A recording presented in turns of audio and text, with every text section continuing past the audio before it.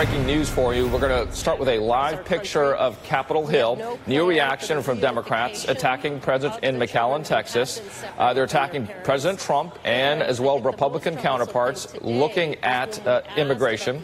Let's stop and listen in. Executive order this week, we were told that they would need further guidance. They do not have direction on how to go about this family reunification and not separating families. So we will be very vigilant. We're here to bear witness. That's our role as members of Congress, and this has been just heartbreaking. More guidance. I'm Congressman Jim Himes of Connecticut, and I echo what my colleague said. I would just add to that that something happened this morning that I will never forget. My colleagues from Connecticut, and four of us are here, approached one of these holding cells, and there were just mounds of silver mylar. And we asked to speak to somebody who was there. And as they opened the door, these 20 or 30 mounds of silver mylar became little girls. They stood up. They were scared. Some had been crying. And when you spend time talking to them or talking to the agents who are here, you understand that this is complicated and that an awful lot of CBP and others are just trying to do the best they can, as humanistically as they can, under an insane flip-flop White House. But what is the worst aspect of what we have seen today is that this president calls those little girls that stood up from those mounds of mylar, calls them MS-13, calls them criminals, wants Americans to believe that the hundreds of people that we saw in this facility behind us are a danger to them and to this country.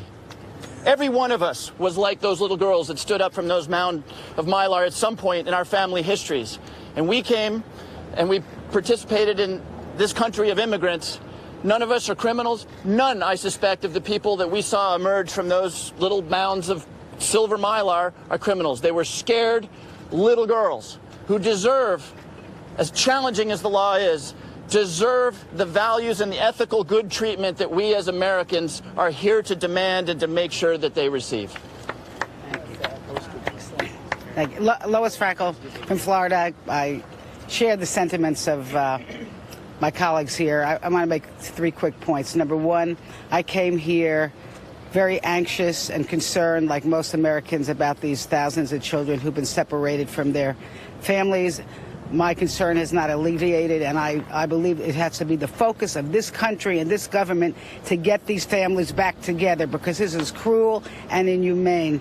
Number two, like my colleagues, what I saw in these cages was a sea of humanity. Little girls, little boys, fathers holding their daughters, mothers holding their daughters, who have fled horrible conditions in other countries.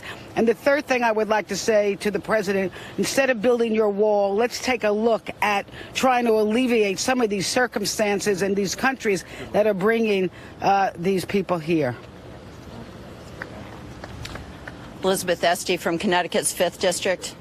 We saw a 15-year-old young woman with her child. We couldn't because she was too young. And you think of how afraid you must be to risk your life and your 6-month-old child to make a month-long journey to come to this country. And then you find yourself on a concrete floor covered with mylar. This is a humanitarian crisis, and the chaos that this president has sowed is leaving these children and families afraid. They spent a month, they don't got no message from TV, they should turn around and go home. These agents are concerned and confused. They are public servants trying to do their job.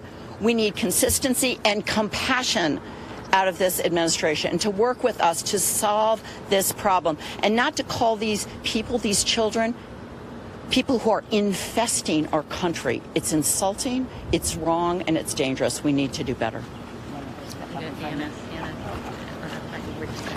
My name is Anna Eshu, and I represent the 18th Congressional District in California, Northern California.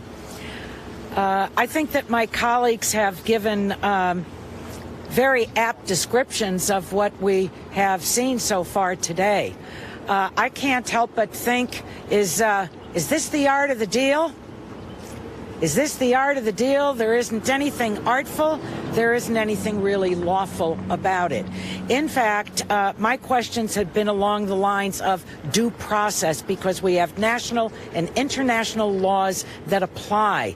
The agencies here are trying to do their best. This is a law enforcement agency, and it really is murky trying to cull out where due process comes in. I can't tell you. I've asked the questions. I don't know. But I think that the president has brought great shame to a great country. And we have to fight this and work to correct it.